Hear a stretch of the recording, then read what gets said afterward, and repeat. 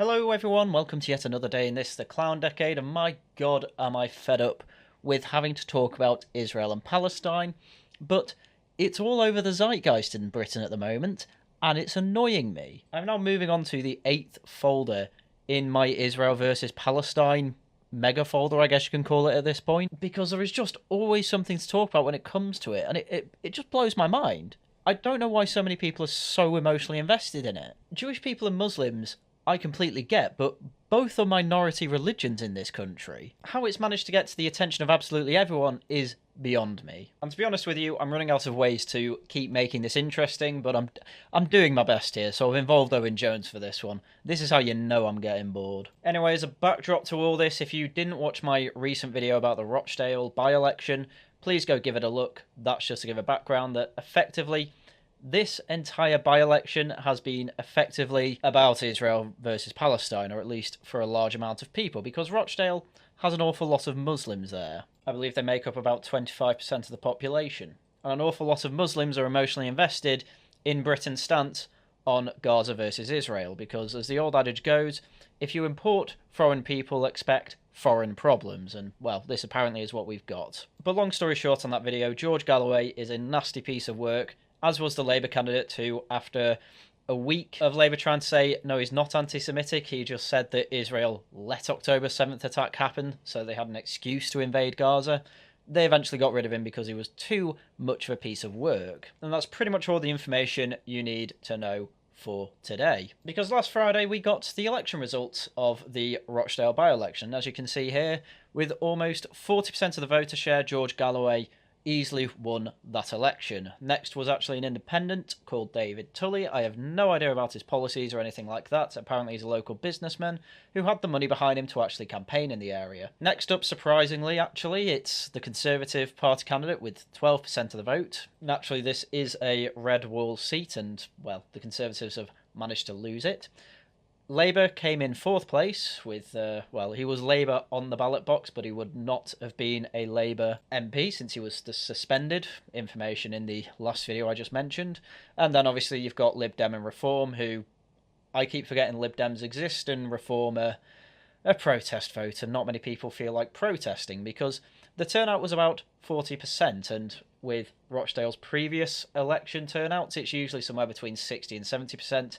Okay, this is a by-election, but point being, we maybe have a few months, and I think the general election will actually show us what people are really voting for, whereas this is a bit of a microcosm of Israel versus Gaza is happening, plus Conservatives are just falling apart, and, well, frankly, a lot of people who don't see Gaza and Israel as their main point of contention don't really know who to vote for.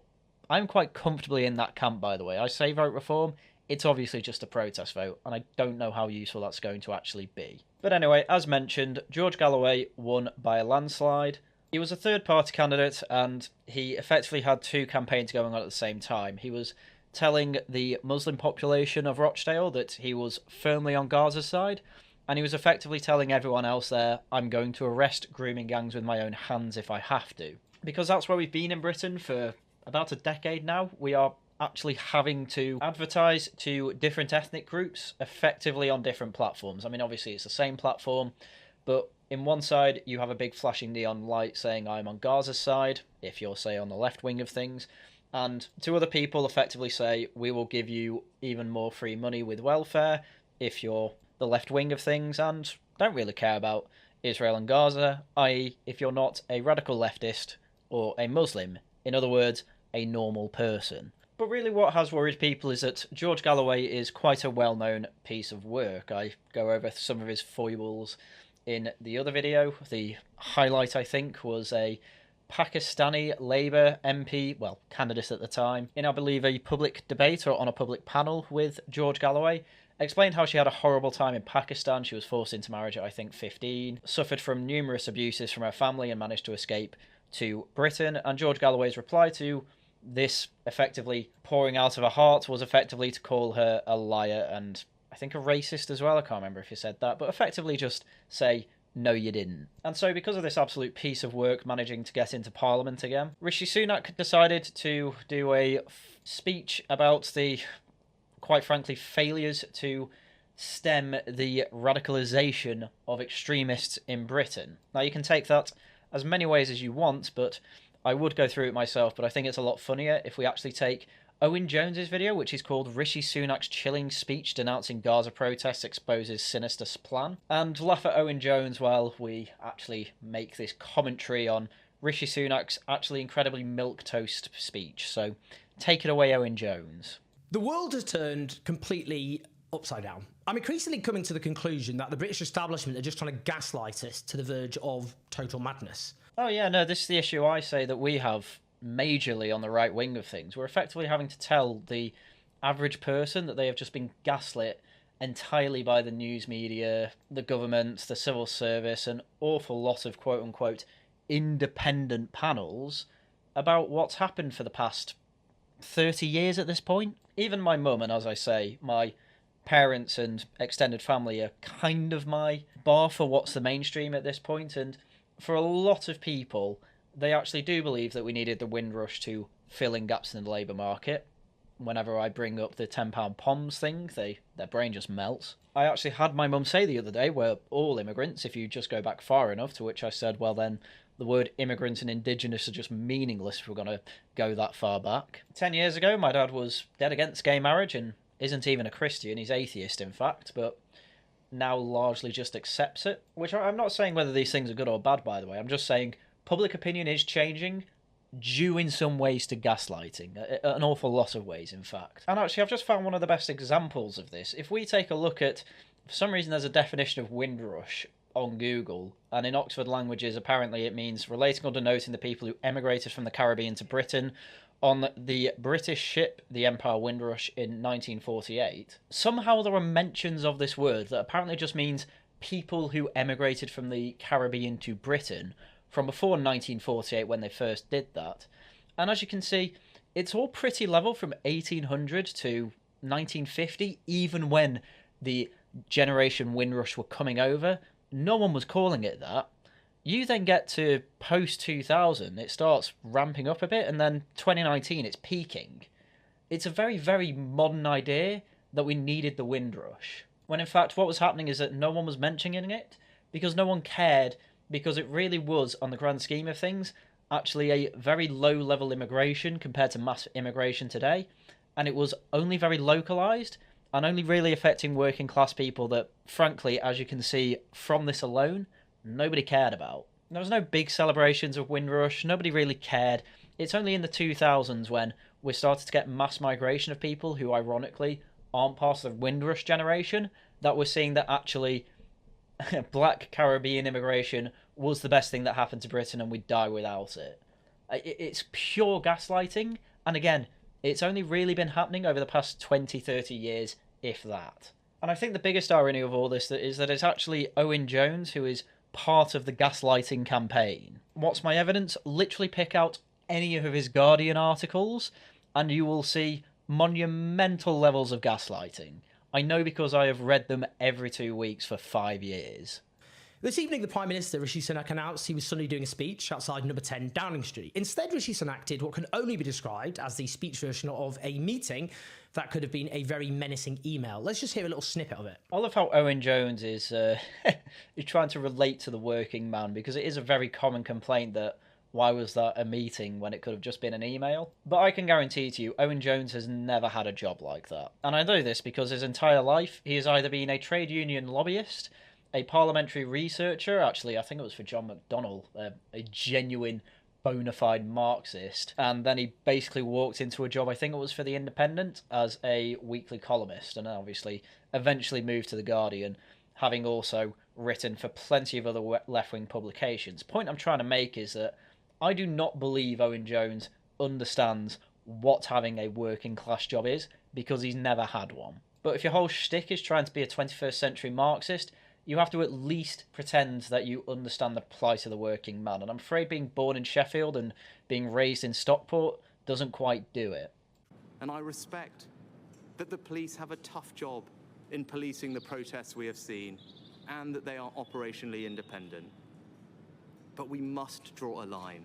I mean, already I'm not particularly a fan of this speech, or this snippet anyway. I think the police have a hard job because they're making it hard for themselves. And they're making it hard for themselves because, like every public institution these days, they're at the behest of what are the headlines going to say. And this has been quite noticeable since the 2011 riots, where you had, what, 8, 9, 10, something like that, riot police trying to quell riots in Clapham and other areas of London, where hundreds of people were just breaking into shops and stealing things. And the police couldn't do anything about it, so instead of even tempting a riot, they just rather do everything they can to appease the protesters so that they don't get violent. That's how it looks. And Rishi Sunak's obviously trying to say enough is enough here, but because it's Rishi Sunak and because nothing has changed in the past, 3-4 months? No, in fact, it was 5 months. Over the past 5 months since the October the 7th attack, there has been weekly protests, and there has been plenty, and I mean plenty of evidence that there has been terrorists sympathising. There have been people up on podiums effectively just saying, we need to do massacres. I mean, I've had those in my previous videos. Literally people saying, let's have massacres. In fact, unfortunately, I think that was in a video that got taken down for quote-unquote misinformation, despite the fact that all the information I have sourced in all of my descriptions. So there's no way I missaw something. There's no way I gave out misinformation, but I need to re-upload that on Rumble so that there's actually a record of what I made there, because I didn't give any misinformation. But it is interesting that YouTube, despite me literally sourcing where I got my clips from and where I get my information from, I'm still giving out misinformation, despite the fact that I'm pretty sure it's all from verifiable sources, from people that were actually at these marches. But anyway, that's by the by. All the time we see these things happening and we don't see arrests. Now, the reason for that is that the Met Police have decided to go with the tactics of, let's record all of these protests. If anyone is breaking the law on these recordings, we will go to their house and arrest them there. But the problem with that is that you then see, people dressed up as Hamas terrorists. You see signs calling for intifada, which is a call for war. People with badges on with parachute men who were used in the October 7th attack. And you see them free to march, and that's the thing. It's kind of a marketing thing for the Met Police. They don't look like they're doing anything because they don't want to do it on camera in front of hundreds or thousands of people, because they know that it could end up meaning that they have actual large-scale violence on their hands. But then, for the rest of the UK, it looks like the police aren't doing anything. And that's because, to the public eye, they aren't. So either they need to market better that they are arresting people, but the thing is that that's probably going to be embarrassing, because it's like, why don't you arrest them at the time? And why are you arresting so few of them? And it's all because they're in this catch-22 of, we don't want the Guardian to say that we're mean. We've had enough bad press recently, which they have had bad press, but it's not the public's fault that they keep hiring rapists. But anyway, back to the speech. Rishi Sunak is correct. We do need a line in the sand. But as we'll go into, for some reason he made this speech and didn't make one. Yes, you can march and protest with passion. You can demand the protection of civilian life. But no, you cannot call for violent jihad. I mean, the police don't agree. The police literally came out with tweets effectively saying, oh, jihad doesn't necessarily mean a call for war. But the thing is, when you are saying we want jihad against Israel, yeah, that's a pretty direct call for war. See, I'm not buying you've done anything until I can see with my own two eyes on a video or clip or news broadcast, whatever, that people shouting for jihad are actually getting arrested on the spot, because they should be arrested on the spot, stripped of their citizenship and deported. We can't have people like that here. There is no context in which it can be acceptable to beam anti-Semitic tropes onto Big Ben in the middle of a vote on Israel-Gaza. Well, you say that, but apparently there is, because as far as I'm aware, again, this could be a marketing thing, there weren't any arrests about that. People are still complaining about it. Like, how have they allowed for a massive projector on Big Ben to say that? They couldn't even spell Palestine right, by the way. And there can be no cause that you can use to justify the support of a prescribed terrorist group like Hamas.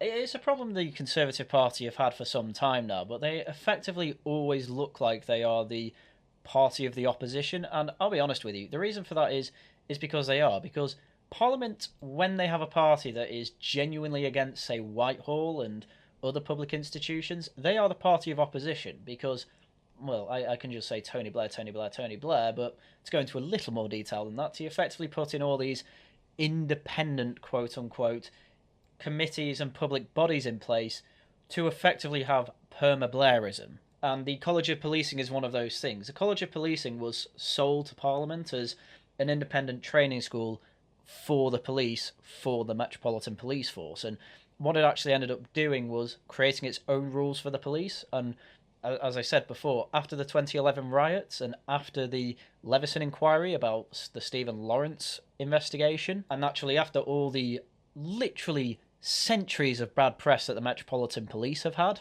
it's no wonder to me that at this point the College of Police have effectively just said to them, be very, very, very passive, because active policing is seen by a lot of, well, an awful lot of left-wingers, like Owen Jones, like people who read The Guardian, and we can't do with that bad press because, you know, we'll lose our police pensions. The incentive structure is clearly all there, and Owen Jones doesn't quite realise that he's actually on the side that actually holds the power, but if you're a Marxist and you hold the power, well, you're at the top of the food chain there, and all of a sudden you're the oppressor.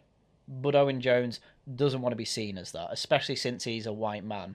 He ain't straight, though, so at least he's got that going for him. And yes, you can freely criticise the actions of this government, or indeed any government. That is a fundamental democratic right. In fact, it's all anyone seems to ever do these days. Once in a while, the Tories will do something and I'll say, yep, that was pretty good. Unfortunately, it's usually rhetoric. It's never actually something that they have tangibly done. So, again, even I'm one of these people that is only criticising the government, as is 99% of the rest of the country.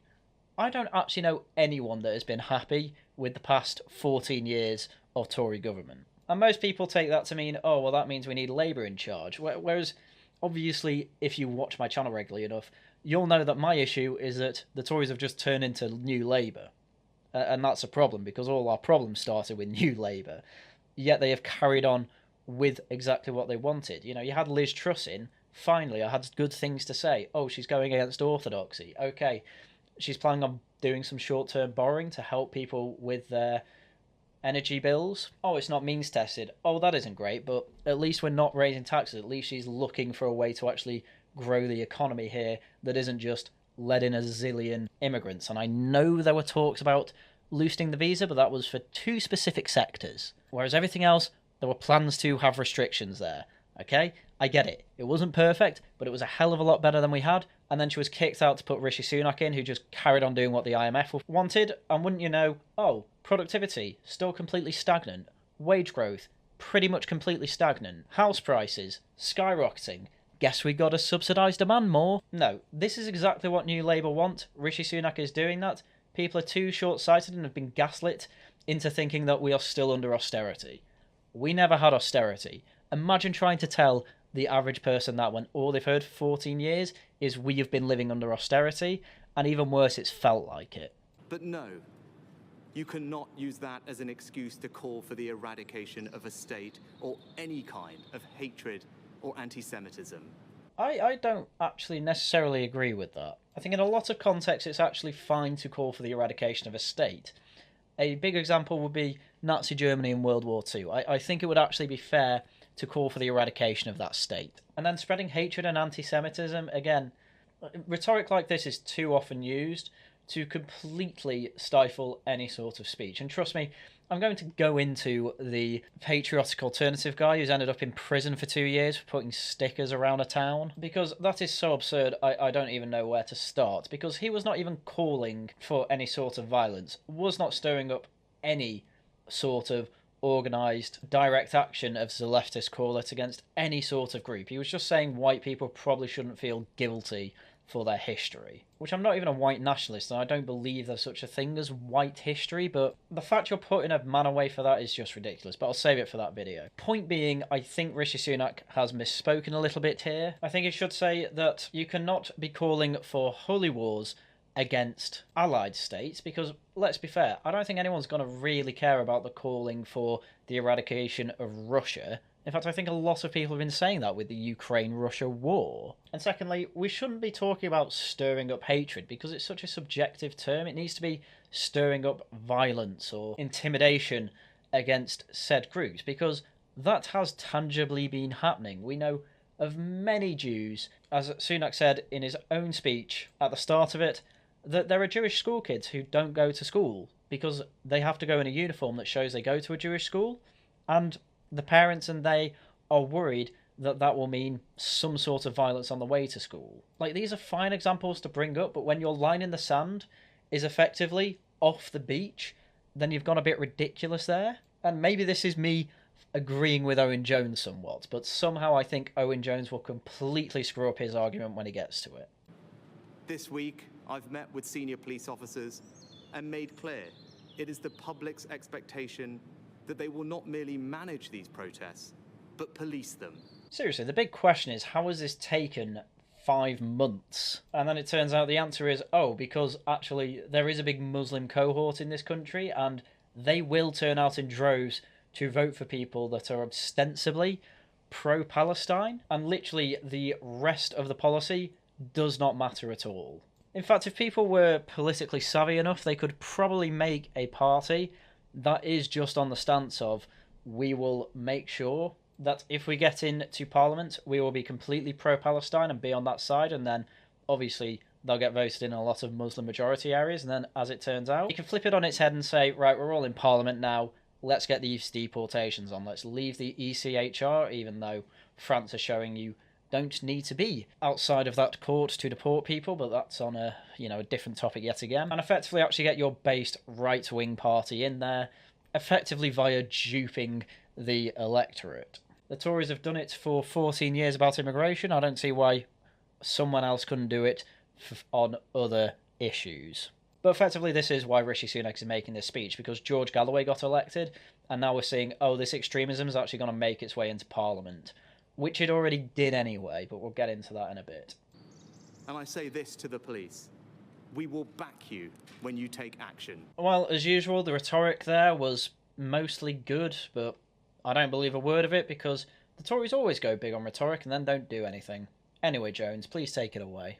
Okay, what's going on here then? Well, it's clear who's going to be held to account for the mass slaughter of Palestinians through bombs, bullets, starvation, the destruction of Gaza's medical system. Hamas.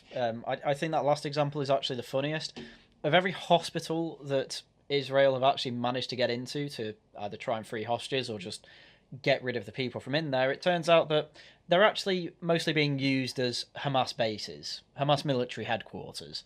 In fact, there was one where they found an entrance to the mass underground tunnel system, and effectively all the power that should have been going to the hospital was going to the underground system. There's also, of course, plenty of videos of Hamas literally digging water pipes out of the ground to use the metal for armaments and ammunition. If there was one group that has absolutely destroyed Palestine, trust me, it ain't Israel.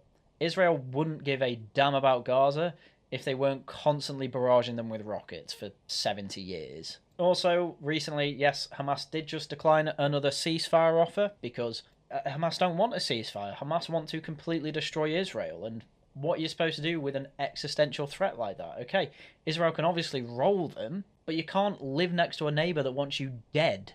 It just can't happen. And Israel had plenty of reason to do this in the past, but obviously October 7th was quite a direct terrorist attack, I'd say. 400 odd people dead, kids murdered in the streets, women taken away to have unspeakable things happen to them. Sorry, I want monetization, I'm afraid. But yes, it's Israel's fault for reacting in a completely reasonable way.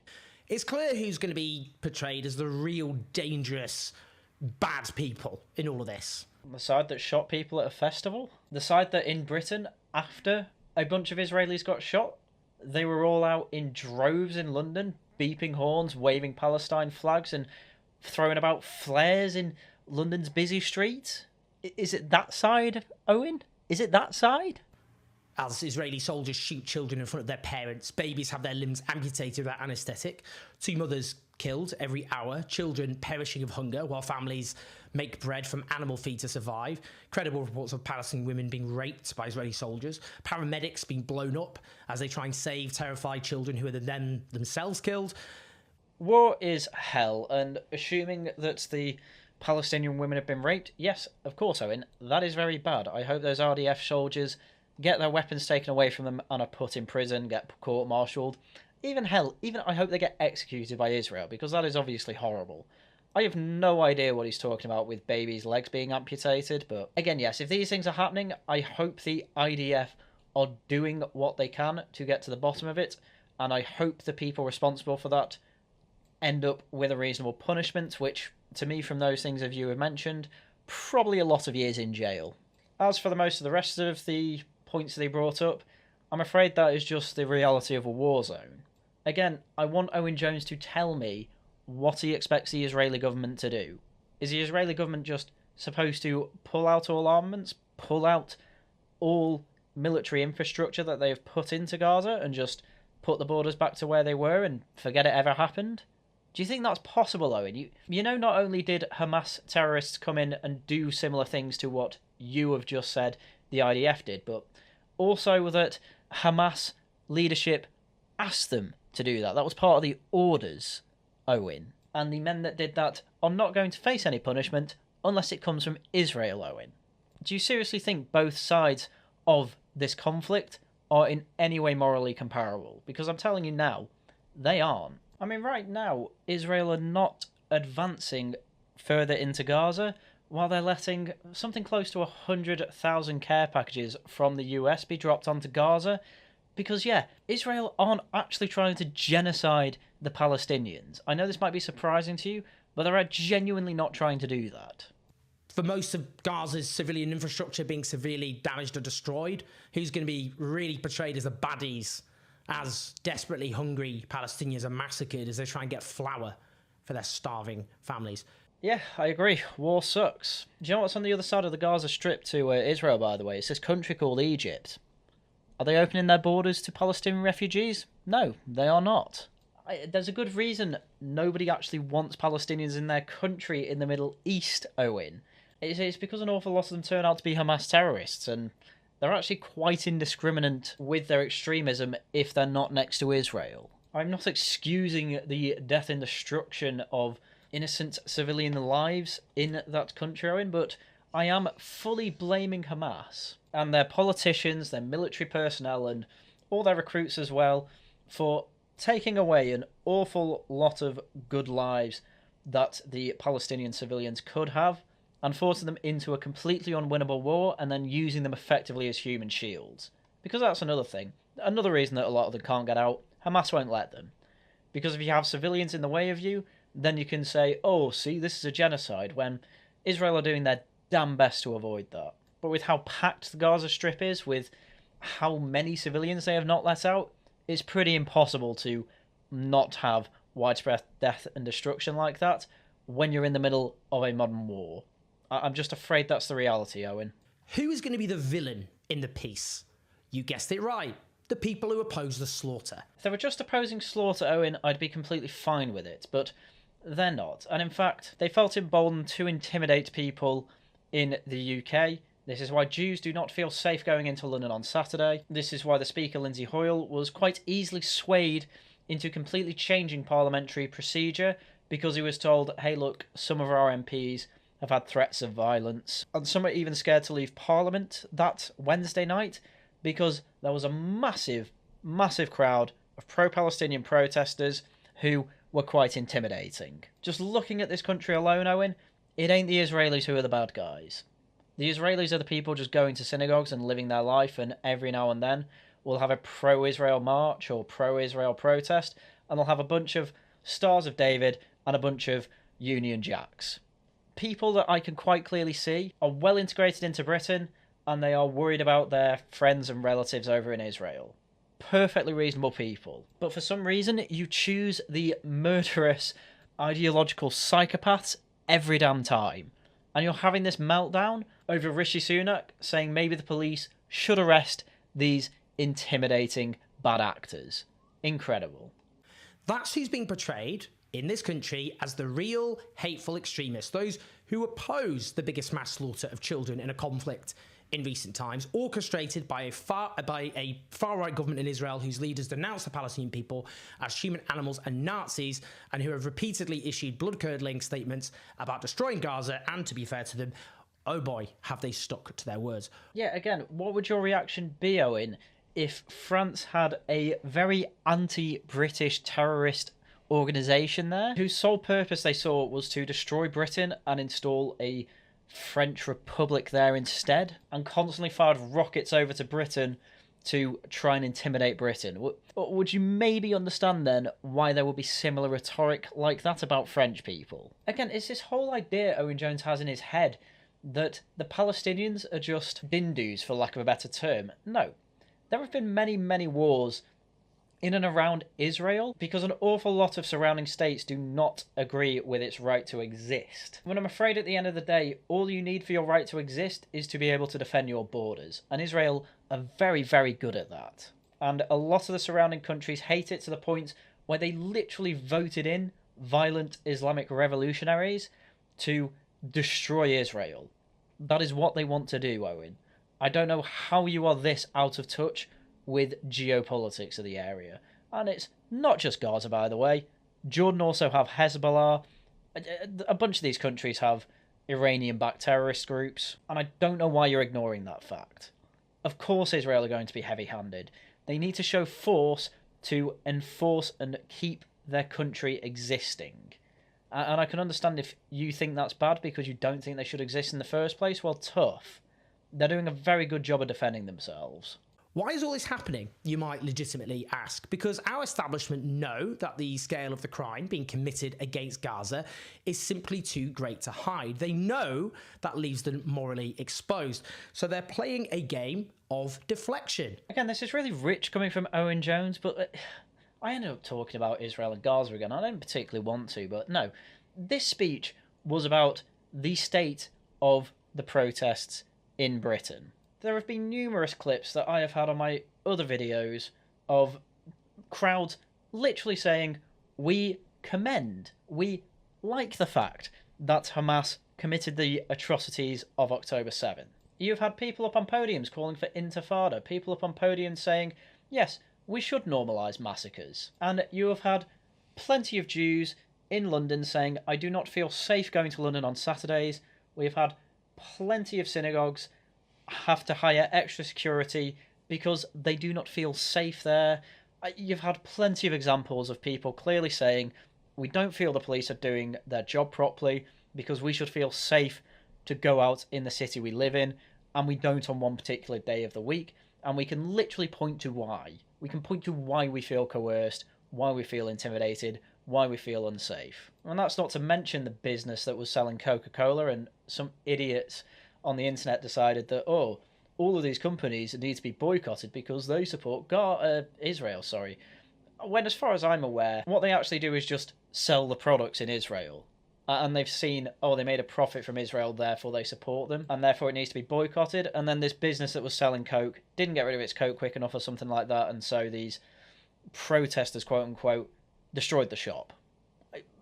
And again, you don't see the police doing anything or much about it, at least on camera, in broad daylight, and so you just assume nothing gets done about it. Is it any wonder this speech was made, Owen?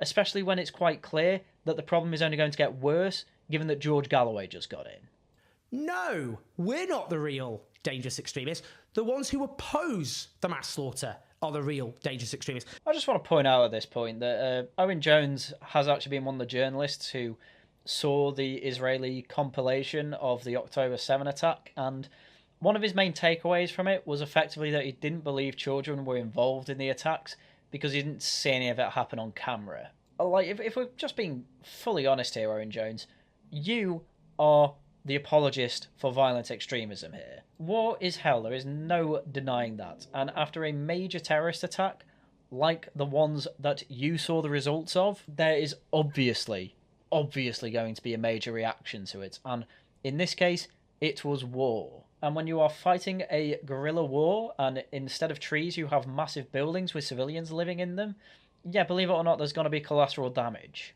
But the thing with Israel is that out of a 2 million population, only so far killing, what was it, almost 30,000 according to Hamas's own numbers, which, again, take with a pinch of salt, because that's a propaganda arm of Hamas telling us this. Even that, and this may sound morbid, is actually impressively low. Because you've got to realise the realities of war here. Modern warfare is pretty much exclusively fought in the streets of urban areas. And when you're a civilian and you don't have your neighbours willing to take you in because you might have terrorists within that civilian population, and your own government won't let you leave because they need to use you as a human shield, yeah, you're absolutely screwed. I'd absolutely hate to be a Palestinian at this point, but none of this is a good excuse for Israel not to continue their advance, because frankly they need to completely destroy Hamas for the reasons I've already outlined. But yes, I mainly just wanted to remind you that Owen Jones doesn't believe that kids were involved in the October 7 attack because he didn't see it on camera. And yet he will just take Hamas's word that there were 30,000 civilians killed, despite the fact that there is no way he has seen 30,000 Palestinian civilians killed on camera. Anyway, moving on. Crucially as well, they're trying to silence anyone who can hold them to account over what they've done, particularly as the true scale of the horror becomes ever more apparent. No, he made it quite clear that you can still protest, and you can still say, I think Israel is going a bit heavy-handed here. I think he made that quite clear from your little snippet. As I say, and I knew he'd do this, he completely ruined Rishi Sunak's point on the line in the sand. Saying Israel should be killing no civilians, I mean, for a start, I think that's a completely unreasonable thing to say. I don't think it's possible to have a modern war without civilian deaths. But secondly, if that's all you were saying, no one would have a problem with this. But no, we have thousands of people out every weekend for 5 months, quite literally calling for the complete death and destruction of Israel. And I think that's quite a large difference. They're calling for the end of Israel as it is. Israelis are calling for the end to Hamas because they understand it's the terrorist group and the Islamists that are the issue, not Palestinian people. I think quite a lot of Palestinian people that aren't radicalised will be quite happy living under Israeli rule. In fact, we know that because there's an awful lot of Israeli Arabs who are perfectly fine and happy being under Israeli rule. Now, in this speech, Sunak denounces George Galloway's by-election win in Rochdale. Now, Galloway just won for a very straightforward reason. That's because Labour decided to back the mass slaughter of the Palestinians, up to and including the leader of the Labour Party, Keir Starmer, backing Israel's right to cut off water and energy to civilians, a war crime, which he later claimed he never believed despite having said it. Yes, Keir Starmer is slippery, who would have thunk? But I don't know why... If I was going to say I don't know why Owen Jones isn't shocked that this foreign policy issue that involves a war that is thousands of miles away won a seat for a candidate, but Owen Jones seems to think that everyone cares about this issue more than anything in the world. The only reason I talk about this issue is because a lot of the chattering classes talk about it, and it's being talked about in Parliament an awful lot. I don't think that would be happening if we didn't have a big Muslim population. How many people talk about the Uyghurs in China, for instance? Not many people. Despite the fact that that is a Muslim population that is actually genuinely being oppressed for basically no reason, no one really cares about it. Because, and I do mean this by the way, but Islamists care more about the death of the Jew than they care about their own Muslim brothers. That has been quite clear from the reaction of the Israeli invasion of Gaza. What you see actually from the clips that I've put together in previous videos and things like that, a lot of these Islamists are calling more for Israel to stop firing at them, simply so that they can fire back. That's what normalised massacre means. That's why you have crowds in Bradford crying out that they support the October 7th attack. That's why you saw people in, I believe it was Sheffield, climbing up onto the roof of the town hall, taking down an Israeli flag and putting up a Palestine one. Because Palestine doesn't particularly reflect a people, it reflects an idea of Israel will be destroyed. And that's all these people care about. Because this isn't about civilians dying, this isn't about war crimes, crimes against humanity, anything like that. Because if we're going to talk about that, you have lots of worldwide examples of worse things than Palestine-Gaza going on. No. This is all down to, and I've said it for many times over the past few months, this is all down to a religious conviction, which everyone has. And for people like Owen Jones, it's very, very strange, but it's his Marxist brain going, Israel are the oppressors and the Palestinians are the oppressed, therefore the oppressed side, Palestine, can do no wrong, but on the flip side, the Israelis, they can do no right because they're the oppressors. Despite the fact, again, that for the past 70 years, it's Israel that has constantly been on the defence of these types of absolutely ridiculous attacks. They've had to make they literally had to invest in R&D, research and development, on the Iron Dome, just so that they could protect their major cities from these rocket attacks. Absolutely insane person Owen Jones is. Now, a rational response to the Rochdale by-election is to acknowledge the strength of feeling so many have about the historic crime being committed in Gaza. Again, I'd just like to point out that the percentage of people in Rochdale, or percentage of the population that actually voted for George Galloway, was about 20% of the population. And again, the Muslim population is something like 25%.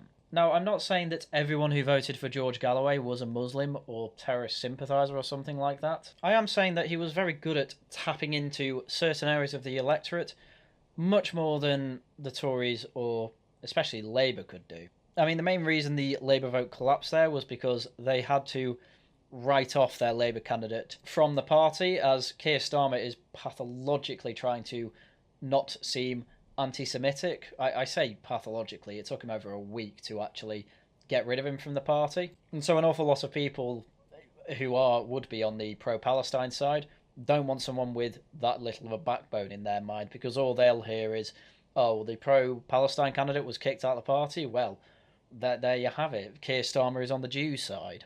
And so they'll go with George Galloway, who is very much on the Gaza, Muslim, Palestine side, whatever you want to call it. Whereas at the same time, he was telling working class white people there he will deal with grooming gangs himself if he has to. Whereas it was an independent coming second place. I nearly said close second, it wasn't that close. And the reason I think he came second is because he was literally a local businessman that a lot of people will have known, and that he was able to get the money behind himself to actually campaign properly. Whereas, you know, Tories are collapsing. I don't need to explain why they're really. I think everyone living in Britain at the moment understands why. Labour collapsed there because they got rid of their pro-Palestine candidate from the party. No one even remembers who the Lib Dems are at this point. And when it comes to reform, they are just the worst self-marketers I think I've seen in my life. They keep trying to go for ex-Labour voters, and I don't know why. All you have to do is say less tax, less immigration, have that on a big billboard, and people will probably vote for you. But they're very bad at saying that, because they keep selecting candidates with absolutely no charisma whatsoever. Anyway, back to Owen Jones. And I say that as no fan of Galloway, to say the least. Someone whose undeniable oratory skills and campaigning abilities have been wasted because of the multiple reactionary political positions he's taken and alliances he's made.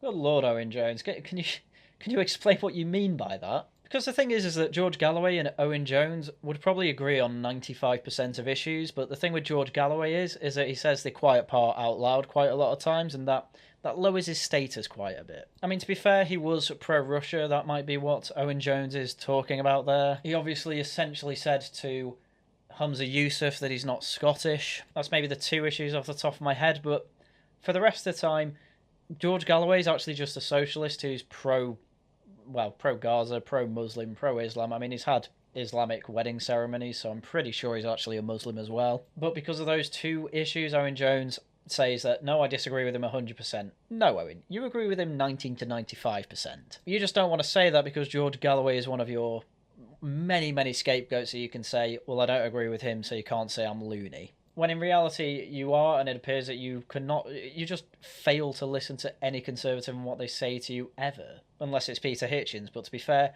I'm pretty sure Peter Hitchens is still a secret Trotskyite, so maybe that explains why you like him. But a Prime Minister using a national address to denounce a by-election result as a threat to democracy. Yeah, I mean, I can see where he's going here, and I do agree with him. It's pretty stupid to say democracy has failed when a candidate you don't like has been voted in. In reality, this is democracy working, and this is what the Tories have allowed in for the past 1.5 decades, along with Labour before that. In fact, close to 60% of Pakistanis in England and Wales were actually born in Britain. And as you can see from the rest of that pie chart, most of the rest of the Pakistanis came over after 2001. The point I'm trying to make here is that this is a very, very new problem that has been mostly imported under Tory rule, and now that they're voting in our elections, they're saying, oh, democracy is having a bit of a wobble. No, this is just the new electorate we have now. I don't know what your plan is to deal with it. I have no idea what can be done to try and integrate these people, because as has been quite clear from George Galloway's own campaign, they clearly care a hell of a lot more about foreign policy than they care about anything domestic. So yeah, amazingly, I think I'm mostly with Owen Jones here, though I don't think he'd quite go into as much detail and Pakistani immigration into the UK as I would. Anyway, let's hear what he has to say about Rishi Sunak saying democracy's having a bit of a wobble.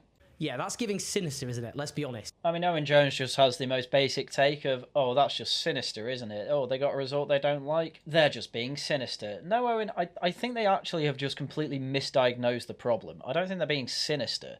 I think they genuinely think that if they don't get anything in and around a cone of Blairism, then that's democracy failing, because that was the whole idea of Blair's things can only get better. I will keep getting voted in. Anything outside it will make it worse. Under me, it'll get better. And the Tories just took that on under Cameron.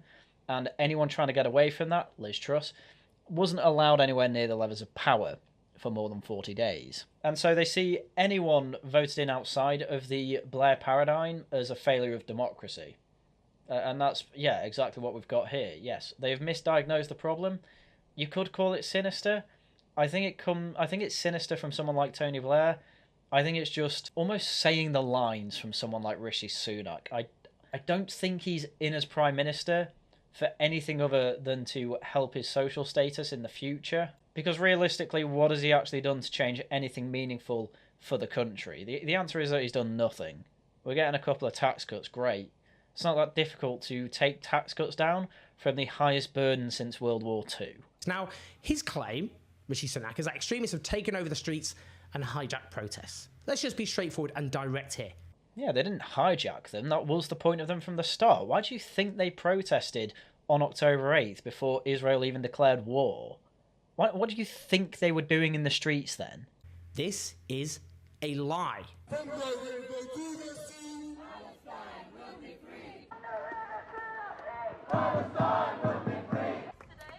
was a victory.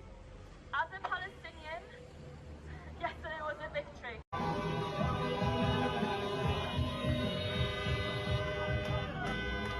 So, yeah, just from that, just to make it clear, those were all protests from the 8th of October. What possibly could they be saying from the river to the sea from before Israel had even declared war? Even put a tank on the ground to go into Gaza? What were they doing, Owen Jones? What was this woman doing saying that this was a victory with the crowd cheering? What do you think she was doing? Man, if only these things got better. Oh, here's something from a week later. I'll ask again. Do you condemn Hamas? Man, there certainly seems to be a through line with an awful lot of these protests. I hope there weren't any more speakers that have managed to make their way onto these pro-Palestine marches calling for anything worse than that. Our day will come, but we must normalize massacres as the status quo. Yeah, I just don't understand how Owen Jones has managed to do this. How he's managed to just bold-faced lie and say, no, there's no terrorist sympathies at all in the ranks of the pro-Palestine protesters. How do you explain all these clips then, Mr. Jones, is all I can say. What were people doing on the 8th of October before Israel retaliated, Mr. Jones? It's a manufactured deceit. The mass protests in Britain, which reflect overwhelmingly public opinion, the polls consistently show that support for an immediate ceasefire has a huge majority of support behind it. Oh, it's such a slimy thing to say, because yes, a lot of people don't want a war. That is obviously the ideal outcome. You know what? I'm for a ceasefire as well. However, the thing that Owen Jones doesn't point out is that an awful lot of the time when people say they want a ceasefire, they also mean Hamas stops firing back. It means Hamas releases the hostages. Israel are probably fine with rolling back and giving the parts of Gaza back that admittedly they've already destroyed. And hell, they might even help them rebuild as long as they're allowed to rid Palestine of Hamas. Because they are terrorists. They keep causing Israel many, many problems, including many murdered civilians. When there wasn't even a war, in a complete surprise terrorist attack.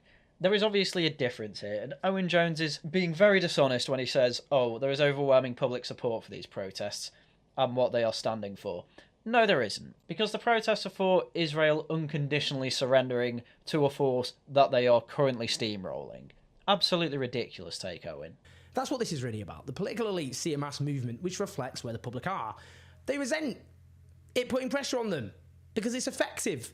So they try and present that pressure as dangerous, threatening extremism that has to be stopped. I don't buy this. Rochdale have never had below 60% turnout for an election, and on this time, it was about 40%. Now, bear in mind again, it was a by-election, and you typically see a lower turnout for by-elections. However, it's usually a loss of 5 to 10%, not a loss of 20 to 25% that we saw at the by-election. And as most people internationally could probably see, it was an election mostly predicated on where do your loyalties lie with Israel or Hamas. Well, I think Gaza's a fairer thing to say there, to be fair. And apparently for 60% of people, it was, I don't particularly care one way or the other. And when it came to being pro-Israel, you were effectively split between all of the main parties. And I do actually include Labour in that, though not in that case.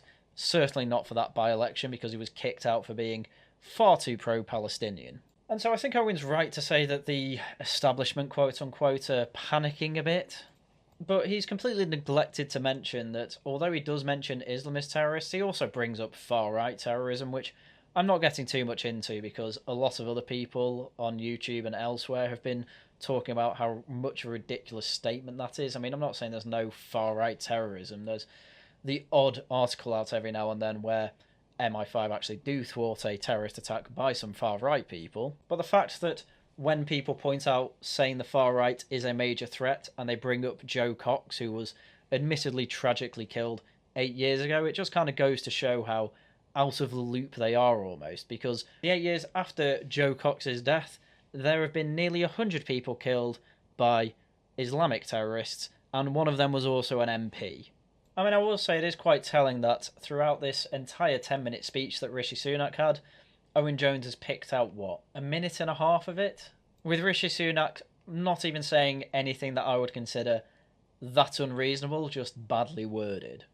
Now, as I keep saying, it's got no relationship to the truth at all. There are very few arrests at these protests, significantly fewer than large football matches. Oh, again, Owen Jones just not understanding how things work these days. Yeah, you're not seeing many arrests at these marches because the police completely changed the way they arrest people on marches. They record the march and then arrest people later on when there isn't anybody about because they don't want a riot to kick off, and they think a riot will kick off if they arrest people there, whereas they're quite happy to get the truncheons out against the Football Lads Alliance, or as you say, football hooligans, because there's pretty good precedent on how to deal with them. It's really wild, actually, when you see politicians and media outlets come together to create a narrative based on a total pack of lies. They just think that if you keep saying something enough times, it just becomes the truth. Again, another massive irony from Owen there, because as I have just shown completely reasonably with verifiable sources, there have been people celebrating a terrorist attack from Hamas, and who are using these protests as an almost shield, where they're saying, oh no, we just don't want innocent Gazans to die, to really say, yeah, we actually want Israel absolutely banished off the face of the earth. And you know, this is classic leftist projection of Owen Jones saying, no, it's the Tories that are lying to you by repeating a lie over and over again, and hopefully it will become true. No, once again, the Tories are actually being more reasonable than the leftists. The Tories just don't know what to do with the information that they have. But what we're seeing here is a case study in how authoritarianism takes hold of societies. I'm sure many of you have read books or watched documentaries about how societies succumb to authoritarianism. I mean, there are many differing reasons, depending entirely on context and point in history, as to why a society might go authoritarian. But I would love to hear the reasoning behind this one, Owen Jones, because I could give you a good reason why people want authoritarianism now, and you would not agree with it. It's exactly like this. You create a moral panic about dissenting voices.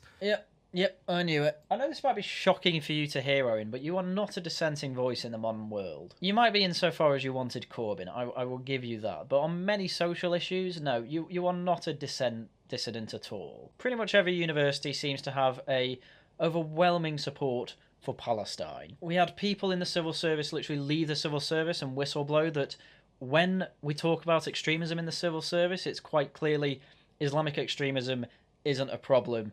And again, it's the far right that are the issue. You know, people like Joe Rogan. If you think the Nazis got into power via making a moral panic about dissenting voices, then I don't know what book you've read on their rise. Because a big reason for the Nazis' rise to power wasn't so much the crack down on liberals and communists, because an awful lot of communists actually went over to the fascist side, but actually it was just simply that we will have the German economy actually work for Germans. And obviously they used the Jews as their main scapegoat, but if you think that, oh, it was actually the dissenting voices about Jews not being the problem in Germany that led to the Nazis' rise to power, then I don't know what you've read.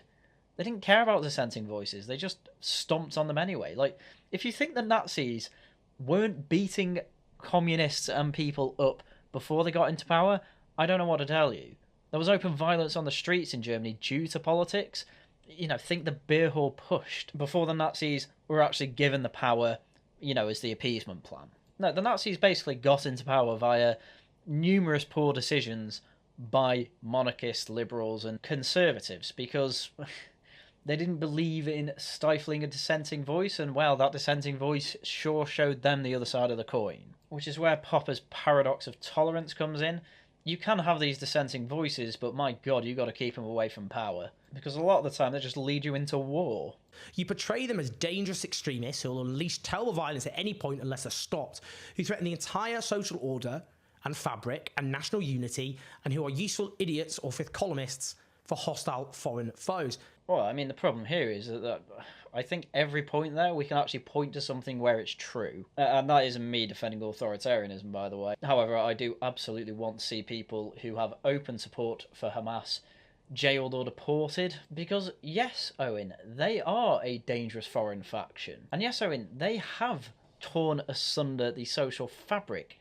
We have many Jews in London openly saying they don't feel comfortable going out to London on Saturdays because of these marches, because they feel intimidated. What is your answer to any of this, Owen? You make it out like they're being scapegoated, where in reality Rishi Sunak hasn't said anything wrong. He's not said all people who support Palestine are in favour of Hamas, and he doesn't think that.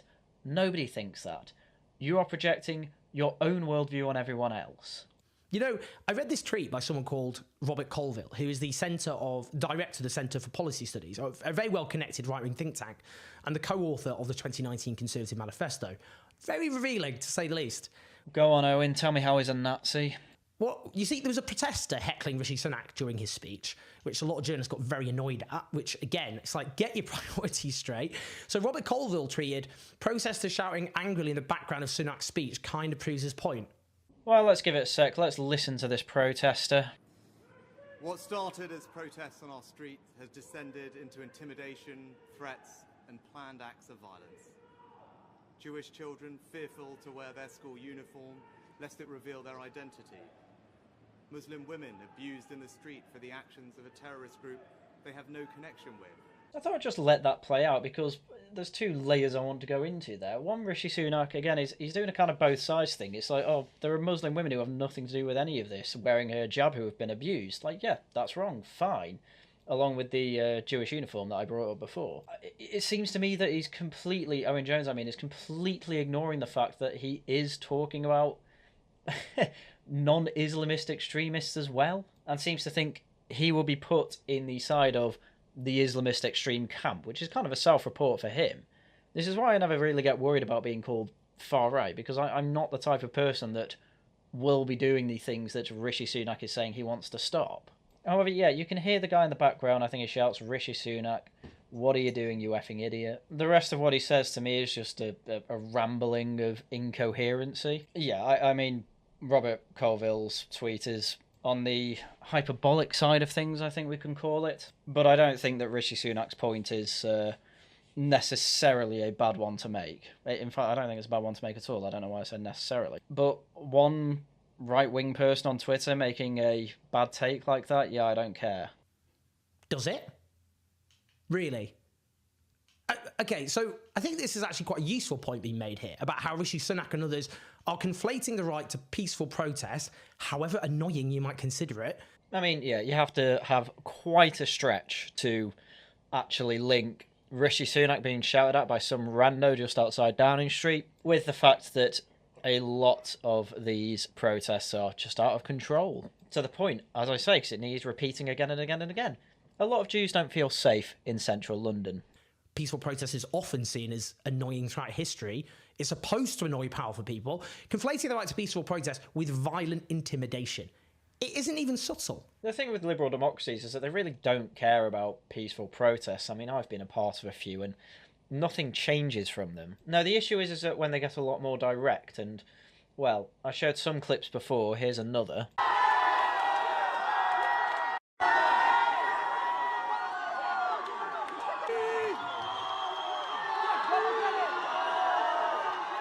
You know, when you're getting a little more direct and more physical like that, I mean, I know it's not between people, but it's not legal just to climb a council building to then replace a flag because you don't like it. And again, this is months ago and nothing has happened as far as I'm aware with this incident, and yet it's just been allowed to happen. Like, this is the thing, Owen. There are bad things happening on these protests. Just because 90% or probably 95% of people are perfectly legitimately there for, quite frankly, naive reasons, doesn't mean they're not a problem. The 5% is ruining it for the other 95, and you should have no problem with the police dealing with them. Heckling politicians is a centuries-old tradition. In a democracy, you can heckle people who rule you. It comes with a package. The sort of countries where it's illegal to heckle politicians, they ain't democracy. Sure, but here's another example. I think it's fair to say that we can heckle politicians, and we do, out in public events, but when, as Michael Gove here, is trying to go around his private business and he's being followed by hundreds of people, look, the police have to do something about that. They have to stop them, but they are not. And I know you're not honest, Owen Jones, but I think you know the reason why the police are letting this happen. Now, we already have a raft of legislation clamping down on protest. The right to protest is already thoroughly demonised. It's just such nonsense, isn't it? I know we had the police and protesting bill or whatever it is, but really, how much of that has actually been enforced? And this is the thing. The law's been put in place, but the College of Policing don't deem it worthy, so they only selectively enforce that law, but it's not being used at all in these Palestine protests. So don't give me this, they've stifled peaceful protest. 5 months, constant, every week. Jews literally scared of going into the middle of London. Don't give me this Tories are authoritarian nonsense. You are on the side that gets the luxury of anarchy. We're heading in a direction where the right to protest is being made impossible, that anything other than voting is being portrayed as threatening and incitement. It's so funny how much he wants this to be true, but here's a quick clip of a pro-Israel protest that was going on in London not long after the attack on October 7th, and it's a load of these are people that are missing posters, and no one had any problem with this. None at all.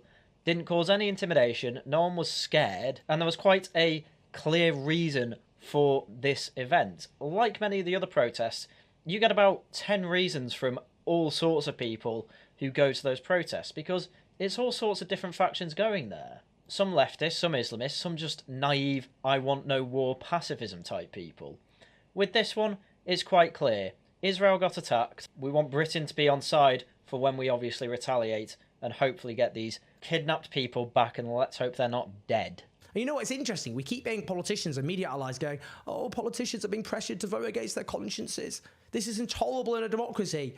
What are you on? I love how much he's downplaying that the issue of Parliament has literally had to change its procedure because MPs literally feel threatened, and we have video evidence of that threatening behaviour, by the way, from, surprise, surprise, the pro-Palestine side. Shame on you! Shame on you! Annalise Dodds, you can't hide! You support genocide! And I know what Owen Jones is going to say. Oh, Annalise Dodds, well, she's just being heckled. If she's had to go out a back entrance, literally change her outfit to try and disguise herself, to not be in smart MP wear, let's say, to try and avoid these people that police are having to get in the way of? No, that goes beyond just heckling, doesn't it?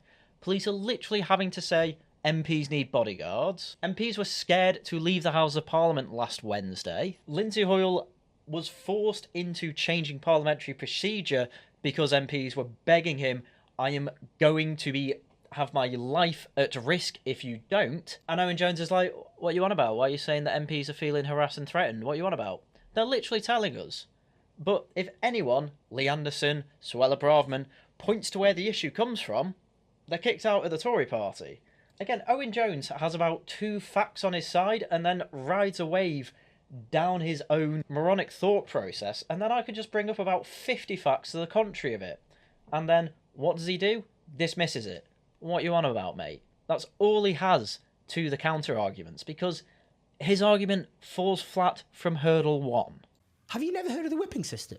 Political parties have whips who are in charge of discipline, whose literal job is to make sure MPs don't vote according to their conscience. Indeed, they've got a track record these whips in threatening politicians into voting the way they want, destroying careers, even compiling dossiers on private lives with the intention of saying that if you don't vote a certain way, we're going to leak your affairs, buddy boy. Well, my advice to those MPs would be don't cheat on your wife, Matt Hancock. But yes, that's an issue with the whipping system. This is just awful deflection, quite frankly.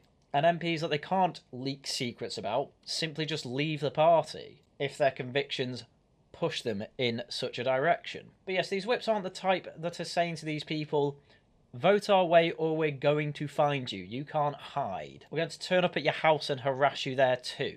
This never used to be a problem in the country. All of a sudden Israel goes to war. All of a sudden all of these problems explode. And Owen Jones just sticks his head in the sand. Instead, the right for people to build collective pressure on MPs is being demonised. That is a key ingredient in a democracy. The idea basically is pressure and even threats are okay in a democracy, but some form of collective pressure from people who aren't part of the Westminster set, that's intolerable. That's tyranny. So Owen Jones still think is at sixth form or something. This is such a lame argument. I'll agree that the party system is a system that I do not particularly like, but to even try and compare the whip system with the, as he puts it, collective pressure to get them to change their minds, the thing is, Owen, that's actually a hell of a lot more threatening than, oh, we've built a dossier of all your affairs. Because I'm not going to lie to you, people are a lot more worried about what people will do if they come to their house and, you know, what's the next stage of going to their house? Just their address on their front door. Oh, it's trying to get in, and then they can shout there. I mean, I don't think Owen Jones understands. I mean, I'd be surprised if he doesn't. He's a journalist. There's no way he's not been heckled on the street himself. But he's had a very easy ride if he's never run into anyone who says, I know your address, do X, Y, and Z. And this is exactly what is happening to MPs, by the way. And yet he seems to want to say, oh, well, the whip system, though, the whip system. Yeah, the whip system isn't going to kill MPs. We've already had 2 die in the past decade. Let's not make it any more. Now, a lot of our social progress was won by people building pressure on politicians. They didn't like it. That's the point. I don't think I could name you a protest group that put pressure on politicians in the same way that current pro-Palestinians are. The only one I can think of is the suffragettes, but they actually did terrorist attacks. And I suppose Islamists are doing terrorist attacks as well. So I guess that is actually quite a salient analogy there, Owen. Well done. However, the suffragettes definitely pushed back women's suffrage, since people were like, well, if the women are blowing things up and they don't have the vote, imagine what they do if they do have the vote. And I'm not going to lie, I think people are worried about the way people are voting now. A nationwide democracy can work if you have a nationwide community spirit, but unfortunately a lot of people feel like that's going. And some would even argue gone. And if we're at a point, Owen, where we're playing apologia for people effectively stalking MPs, then as far as I'm concerned, you shouldn't be allowed to be a journalist either, because that's a dangerous position you're in. But that is now being construed as violence. 3 female MPs have been given bodyguards and chauffeur-driven cars after concerns about their safety, it was reported. Representatives of Conservative and Labour parties had their security upgraded after a risk assessment, according to the Sunday Times. The MPs who have not been named have been given close protection by private companies and chauffeur-driven vehicles. Many MPs are petrified about the abuse they are facing, a senior security told the newspaper. The Metropolitan Police are investigating a suspected arson attack on constituency office of Conservative MP Mike Freer. Officers and firefighters were called to a fire in his North London office at around 7 p.m. on Christmas Eve. The MP for Finchley and Golders Green, who is also Justice Minister, was not there at the time and no one was hurt. Freer said the suspected arson, which took place in a shed at his office in Finchley, damaging the back of the building, was one of many worrying incidents he had faced. In 2021, the man who went on to murder the MP, David Amos, visited Freer's constituency office, but the MP was unexpectedly absent. Mike Freer, the Justice Minister and Conservative MP for Finchley and Golders Green, said a constant string of incidents, including death threats, abuse and narrow escapes, had led him to decide to stand down at next election. In the latest incident, Freer's constituency office was the target of a suspected arson attack over Christmas. 2 people have been charged. Freer, who represents an area with a large Jewish population, has been an outspoken defender of Israel. Now look, if we're talking about extremism and division, are these people just devoid of shame? Honestly. On the BBC Radio 4 Today programme, Freer described how he narrowly avoided an encounter with Ali Harbi Ali a month before he murdered the South and West MP Sir David Amos. He's been to Finchley several times. He told the police that he'd come to Finchley on 21 September 2021. I remember the date vividly, armed with the intention to harm. And purely by a stroke of luck, the night before, Boris Johnson had moved me from the Whip's office to Courts and Equalities. Otherwise, I would have been in Finchley and probably attacked. Genuinely, though, no government has fostered so much division as the Conservatives. I mean, in a sense, yes. The sense that they have allowed at this point nearly 1 million immigrants in a year, and a lot of these issues, as I say, seem to be more high priority for the foreigners we've let in or who are born here of foreigner descent than is an issue for, quite frankly, many people actually of the country. But of course, Owen Jones doesn't mean like that. Owen Jones means, oh, it's the Tories stoking a culture war. When, once again, it's pretty amazing how they are making a defensive move on the culture war side of things from certain Tory MPs is made into a culture war offensive. It's amazing they keep getting away with that, and I'm pretty sure that people don't understand how important that rhetoric is.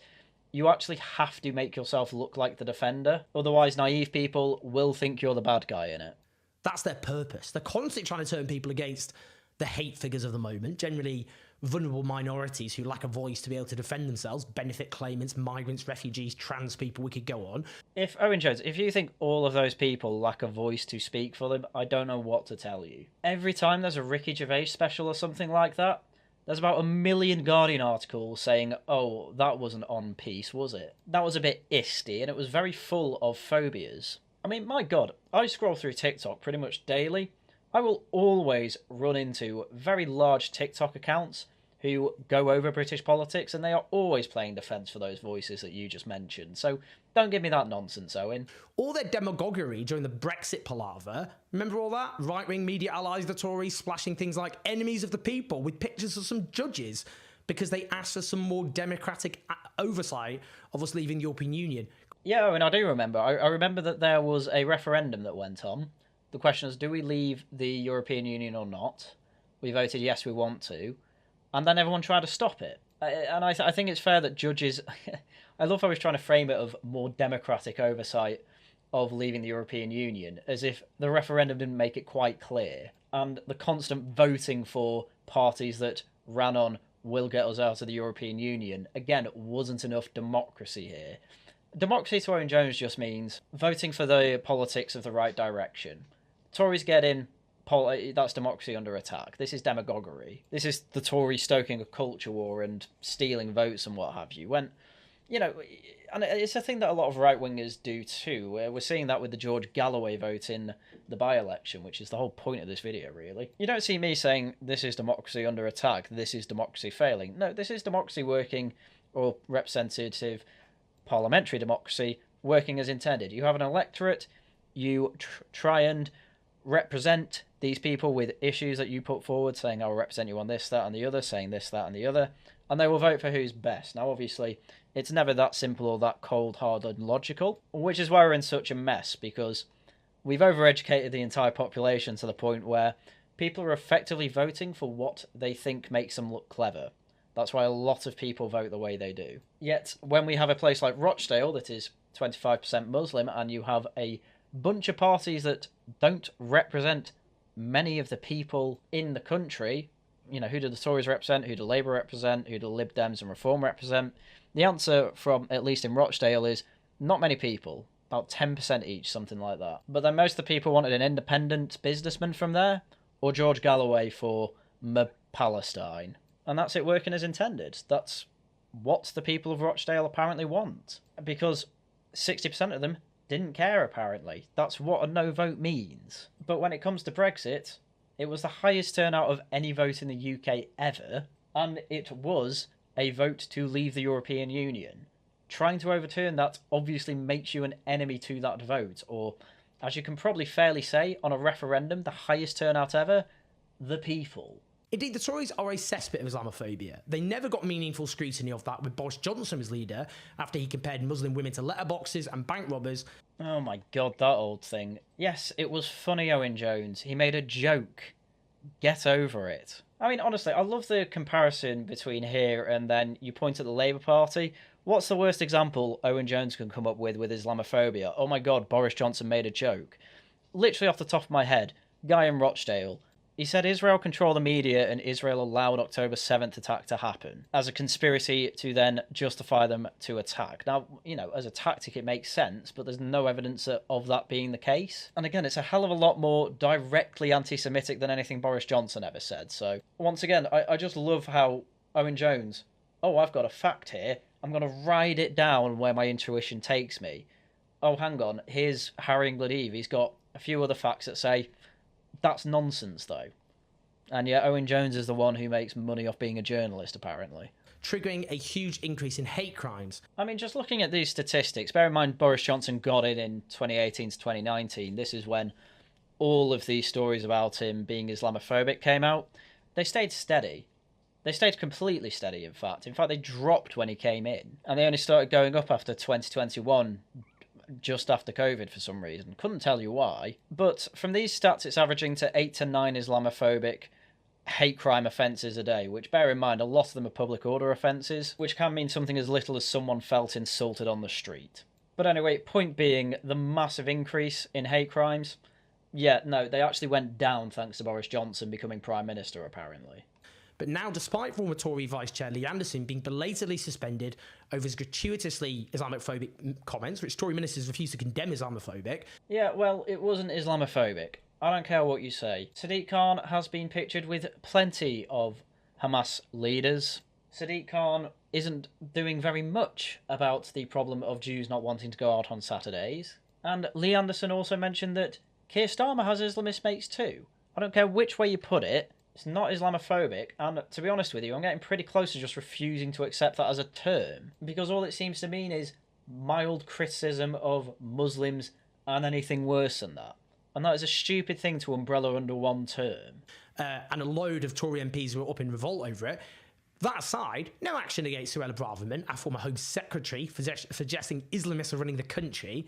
Well, again, it's going to be quite hard to try and convince you that that's an actual sensible thing to say, because you've completely ignored the fact that a bunch of MPs have been either directly attacked and killed in some cases by Islamists, or there have been security reviews and it's deemed that actually, yes, a few MPs do need extra security because of the threat of violence, which I don't know where else it would be coming from, Owen Jones. Please enlighten me. Now, the Tories are a racist party. They're an ever more extreme political party. As we see here, they're becoming ever more authoritarian.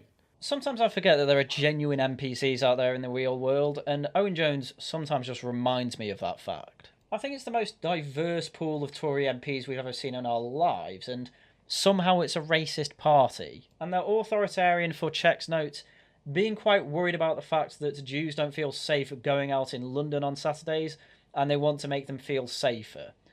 Well, if that's authoritarianism, Owen, fine with me, calling me an authoritarian. I don't care at this point. They're coming for our rights and our freedoms. They were won at huge cost and huge sacrifice by our ancestors who were demonised at the time. Did he just blood and soil trade unionists? I mean, honestly, it's so tedious. The most obvious one to go for, universal suffrage. That just happened naturally after World War One, because the people that got us into World War One felt pretty bad that millions of the working class died, and they thought those that fought for the country, well, maybe they should have a say in what we do next. And the women helped too, so we may as well just give it to everyone.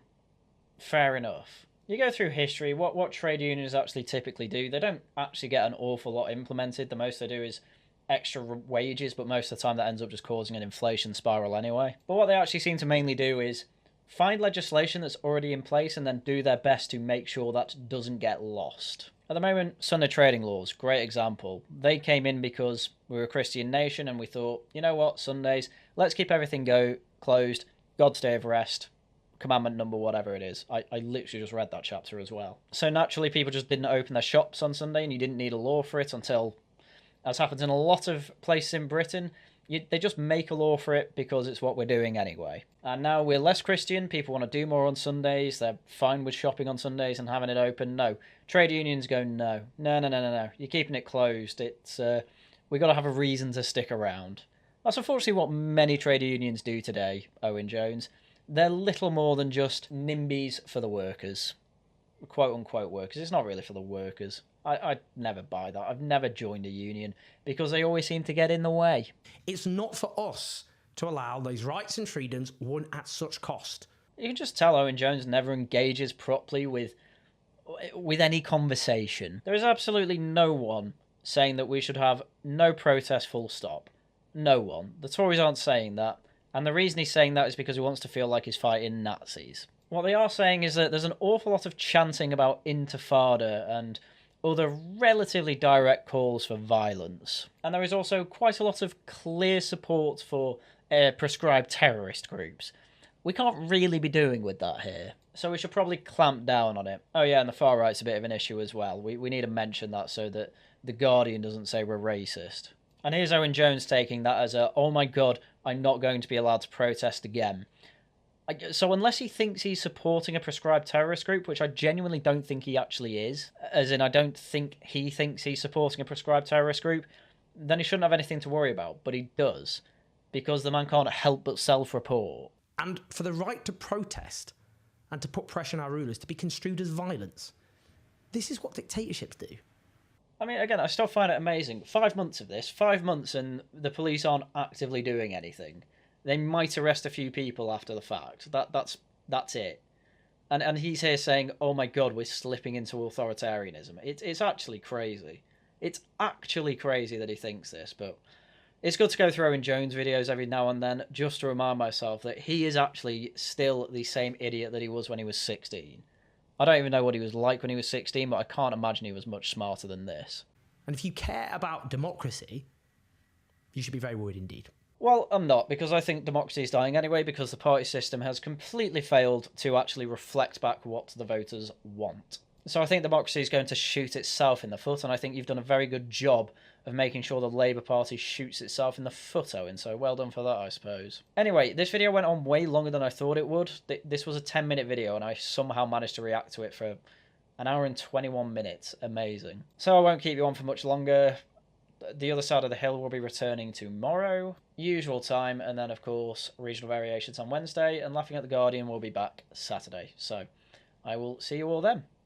Once again, thank you very much for watching, and until next time, goodbye.